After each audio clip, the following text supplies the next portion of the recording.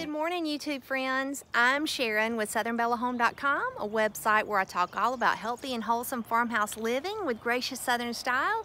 And it's the first day of spring. I had to be outside. My hands are about to freeze. It is so cold here in the South. I can't even believe it's this cold on the first day of spring, but I wanted to get out into the sunshine and check on my little garden and take y'all along with me. So today we're going to cover a lot of bases. We're going to get an update on the spring garden, show you what I'm planning out there. I'm doing a whole big garden plan.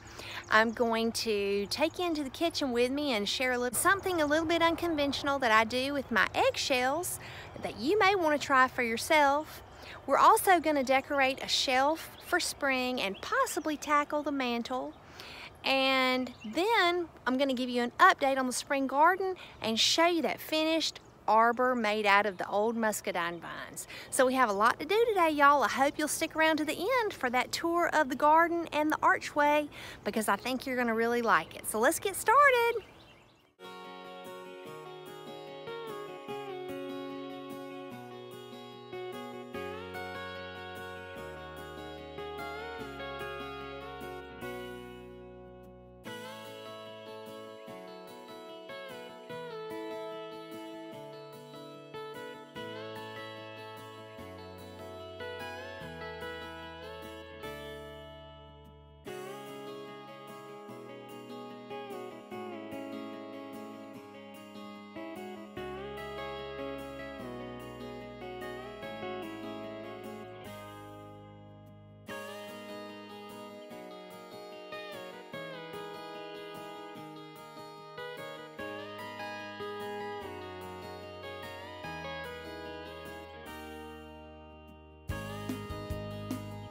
Did y'all know that roses really love calcium and tomato plants do too? Well, I read that you could take your eggshells and crush them after baking them and make a calcium supplement to sprinkle around the base of your roses so that every time it rained, that soil would be enriched with calcium around the base of your roses. So let me show you how I go about preparing my crushed eggshells to get them ready to go into the garden. Okay, for my eggshells, what I do is I set the shells aside after I cook eggs for the family in the mornings, or when I'm baking, I just set the shells aside in this little antique dish until it's full to overflowing, and then I transfer them over to this old enamelware pan that I have. I line them up and I bake them for about 30 minutes on about 400, and I'll show you what I do with them after that. Okay, I've taken the eggs out of the oven now, and you see what they look like. Any of the leftover egg white that was in the egg kind of turns brown and crusty, and they kind of pop and crackle when you first take them out. You just let them cool, and then after they cool, we'll move on to the next step. And once they are cooled off, I just simply took them and crushed them into little fine pieces, just with my hand. If you need to, if they hurt your hands, I mean, they're not really hard at all, they just kind of crumble. But if it hurts your hands, you can lay a cloth down over it and press until you get to the desired size of fragment. These are what is called Seven Sisters roses. They have beautiful blooms that kind of cascade off of the tips of each branch, and each little cascade of blooms has 7 roses on it. So these were here. We think that the original little Southern Bella Mama planted these here at the farmhouse, and there are 3 of these here. So now I'll show you what I do with my little eggshells. Here are the shells, and I'm just going to take the eggshells and just scatter them around under the roots of the little plant, and then I'll water them in.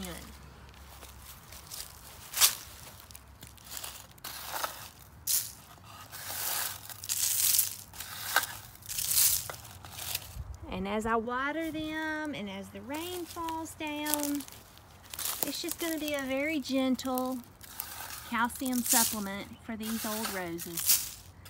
And I think they're going to really love it. So I love recycling something. Now, since I don't have my chickens yet, they're coming.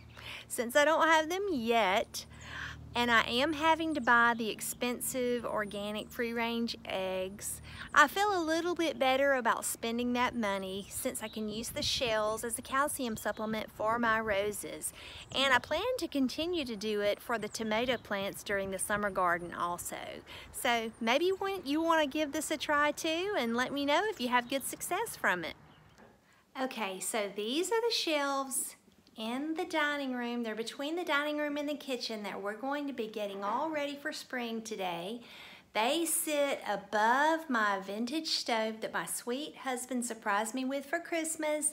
I've named her Belle because I think she's so beautiful. She deserves a name. We found her on a trip to see family in New York, and then my husband went back there for a hunting trip, and he bought it and surprised me for Christmas and brought it back home from New York, hid it until time to give it to me Christmas morning, and I was completely flabbergasted. So I have shelves that go above Belle, Miss Belle, and I want to style them for spring, but I really want to keep them decorated in a way that they could have possibly been decorated back in the day when this house was first built. So let's get busy getting it all pretty for spring.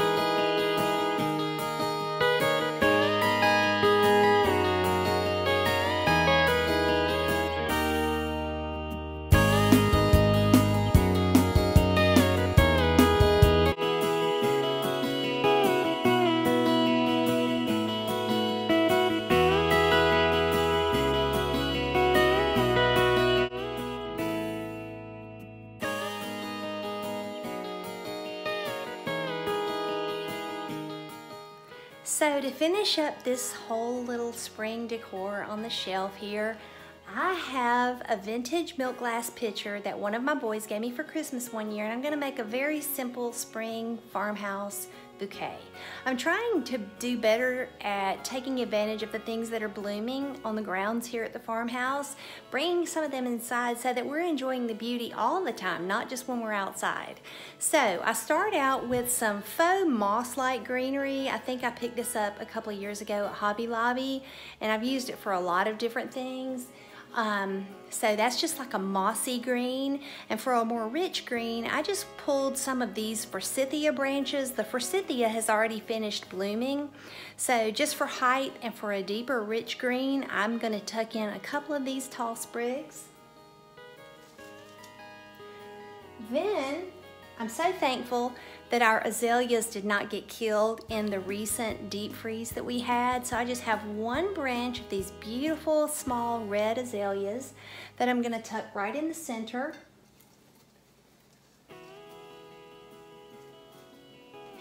And then for the finishing touch, I'm just taking one of our beautiful white irises that I think are just a masterpiece by God.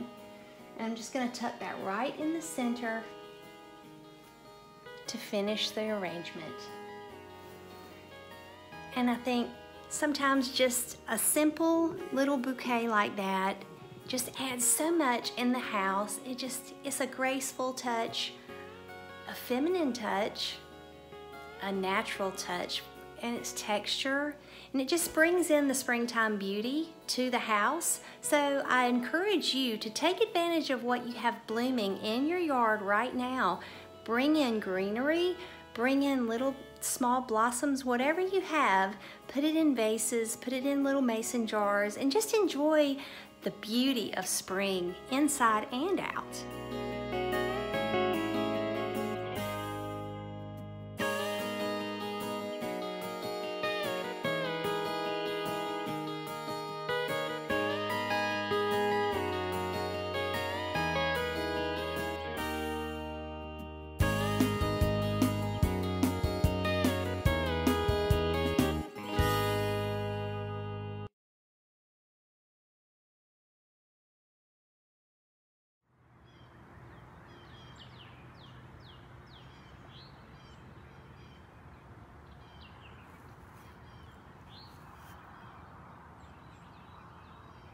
In one way, I want to wait and not show y'all the garden until it's all finished and everything's in place like I want it to be.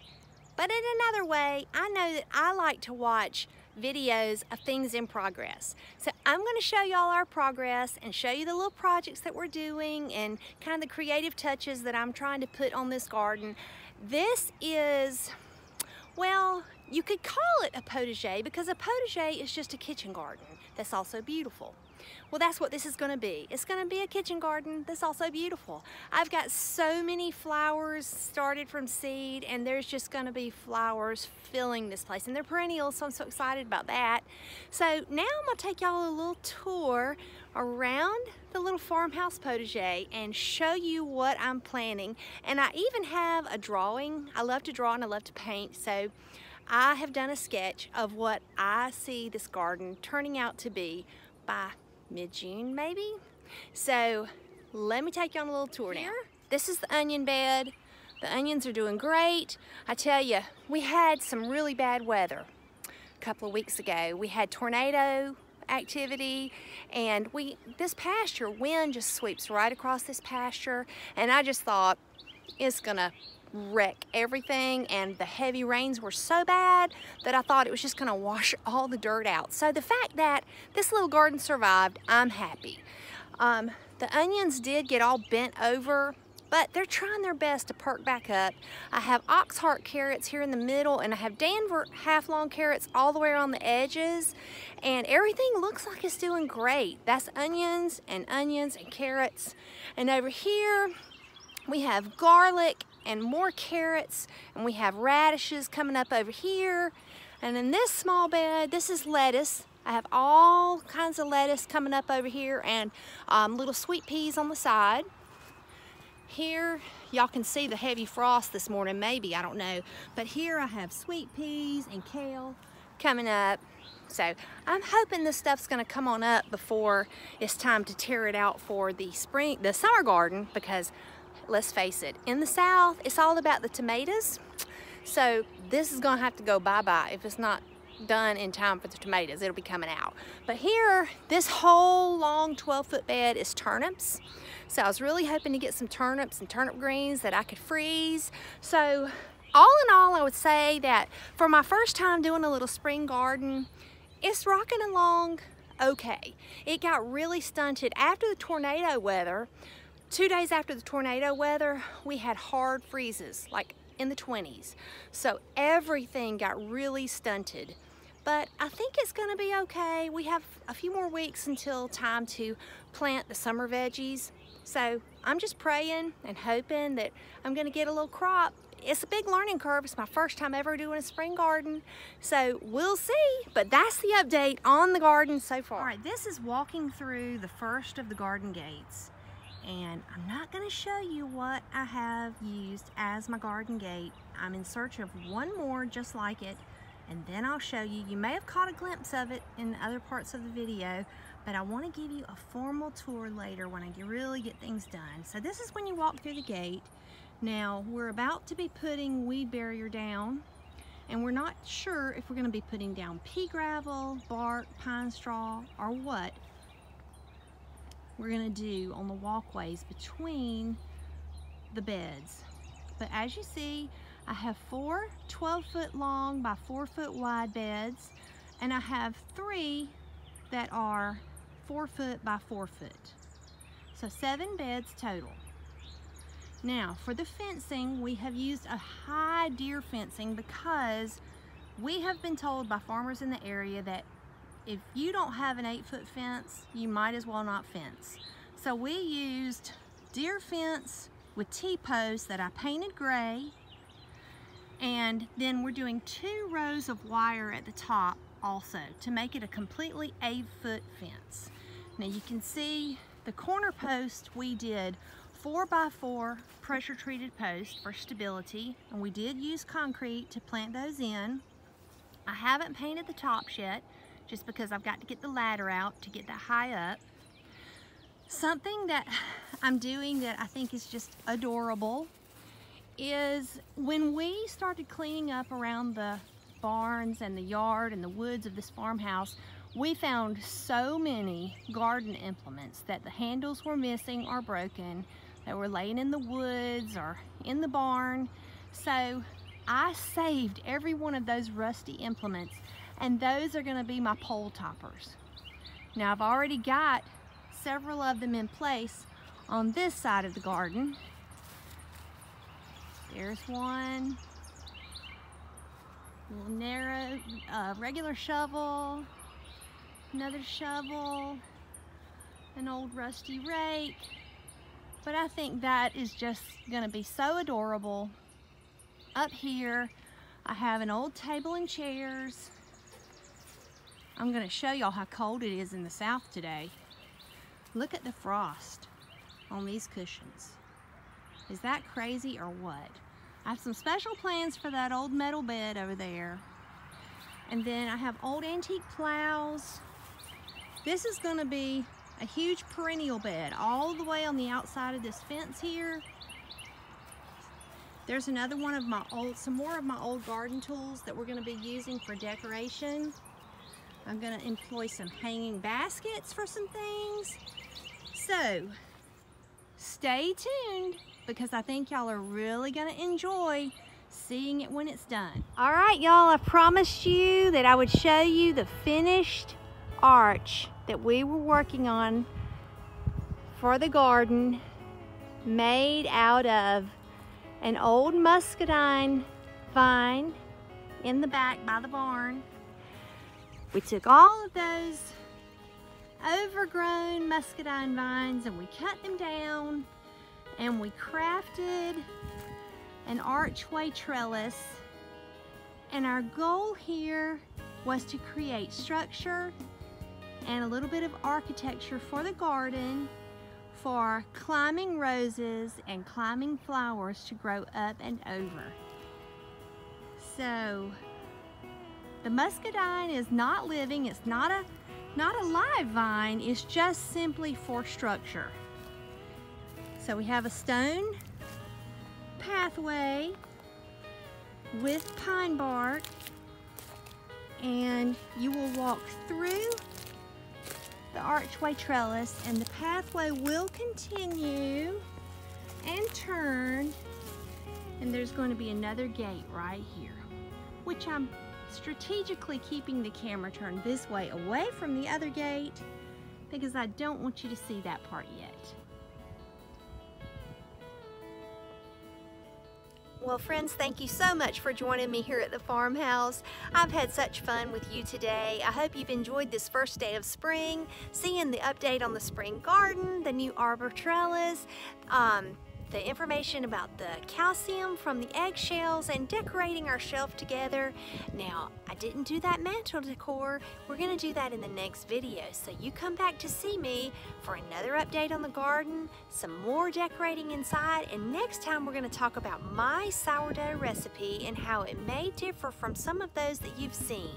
So please come visit me at southernbellahome.com, my website and blog, where I talk all about healthy and wholesome farmhouse living with gracious Southern style. And I would also like to invite you to come over and see me on Instagram. I'm Sharon at Southern Bella Home on Instagram. On Facebook and on Pinterest, I'm Southern Bella Home. So go ahead, if you're not a subscriber, I would love to invite you to subscribe to this YouTube channel, ring the bell for notification, share with those that you know who might enjoy the content, and come back to see me very soon. We're going to have more fun here at the farmhouse, seeing more about the garden, more about what's going on inside with decorating, and until then, keep home sweet and keep it irresistible. And I'll be seeing you soon, friends. Bye.